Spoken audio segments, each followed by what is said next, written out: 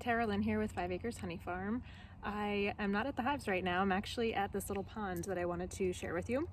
This is a no-dig pond that I put in last month. I have pretty much had a project for myself each month this fall.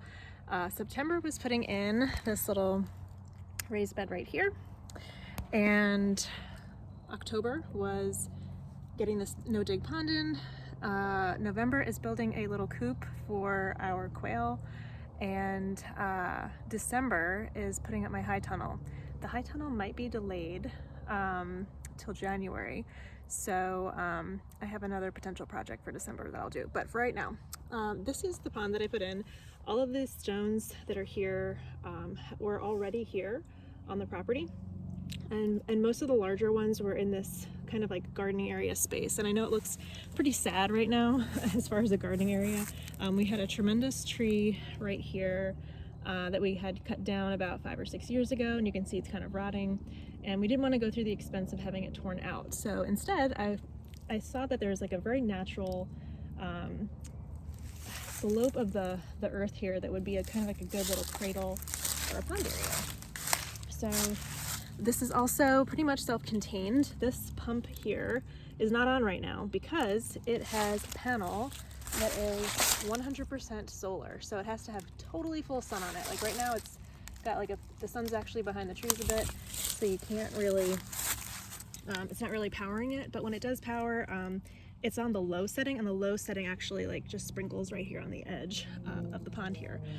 I did this with a pond liner that I purchased at Lowe's for about $60. It was, I think, a 14 by 9. I'm gonna look up the exact dimensions and I'll post them below.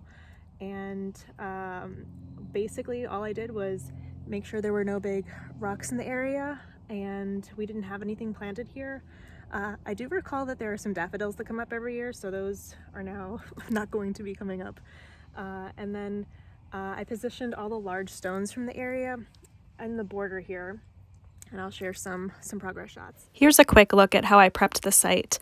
A lot of what I read and watched on YouTube was to prep with putting down sand and really making it a soft surface, but you can see we have a lot of grass in that space and no sharp objects. So I just arranged the stones where I wanted them, draped the liner over it, and before I filled it with water, I just made sure I liked the way it was and it was supported. And then I just draped the liner over them, and making sure, like, if there were any kind of sharp edges, I had some old t-shirts and stuff that I just put over them. So that will, let me give you a closer look here of the pump. So it has a little setting on the head, and right now this is the quote-unquote fountain setting. I'm sorry, no, a volcano setting. And so the volcano setting comes up in a volcano shape, and I have it on the lowest setting. And like I was saying before, the low setting kind of just touches the edge of the pond here. So through the power of time travel, the next day I saw that the pump was on. It was really sunny,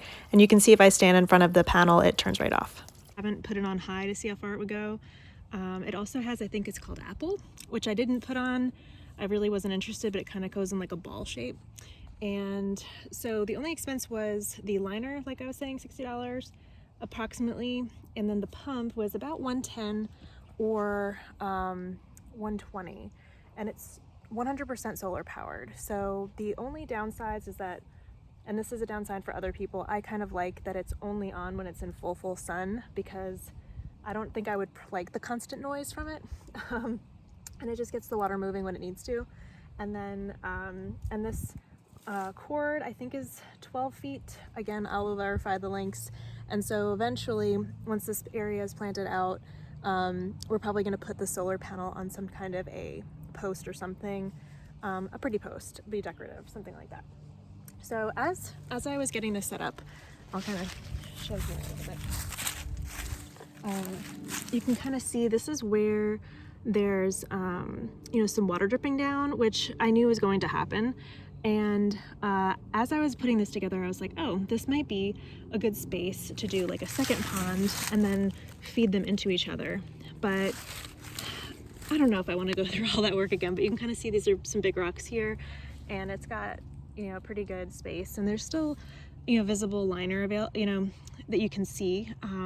But I think what I'll be doing over the winter is getting some rocks from the woods. There's a few rock piles out there, and I'll be doing little rock walls in here to make it look more natural.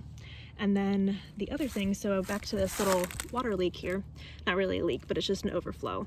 So my thought was to put, and I'm still planning, but these are cardinal flowers. So these are like water loving plants, is kind of like the theme in this area. And then I also have some poppy mallow. So right, this is, yeah, Bush's poppy mallow, and these love or have wet feet.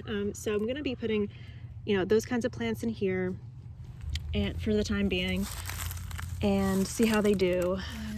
So yeah, so this is where I'll do all the water loving plants in this little nook coming out here.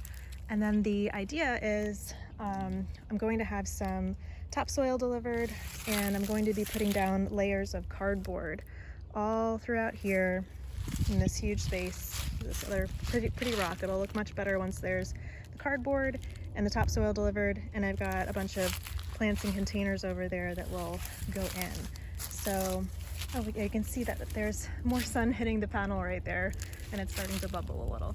I'm not planning on putting any fish in here for the time being, or any aquatic life, mainly because I don't want to be dealing with having the water at the right levels and stuff. So instead, I'm just letting it hang out here. And part of the reason I put this here is so that the bees have a good dedicated water source. We do have a creek in the back, but it's seasonal.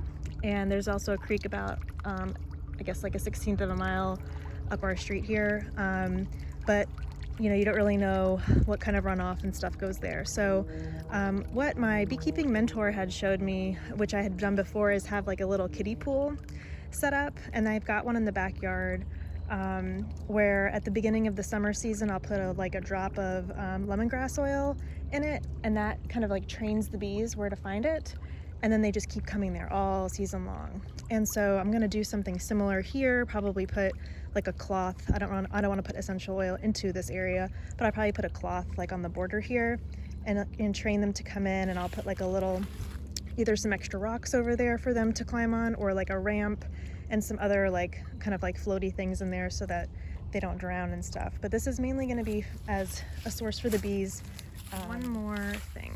So another benefit to having the pond here is that this is a growing garden space. So I've got this bed I put in the spring, this bed I just put in the fall. I'm gonna add probably 2 more next spring. And then if I needed to, I mean, we can always run the hose. The house is right here, so it's not that far. But the nice thing is that I can do some beds down here, and I can naturally gravity feed extra overflow water into them, or into like a container area, so that I could use that to water the gardening spaces. Or I could just dump, not really dump, but I can scoop a watering can in here if I need to just water something, you know, kind of off to the side pretty quick. So lots of benefits for it, and kind of using like the natural slope of the ground here with those, you know, permaculture ideas.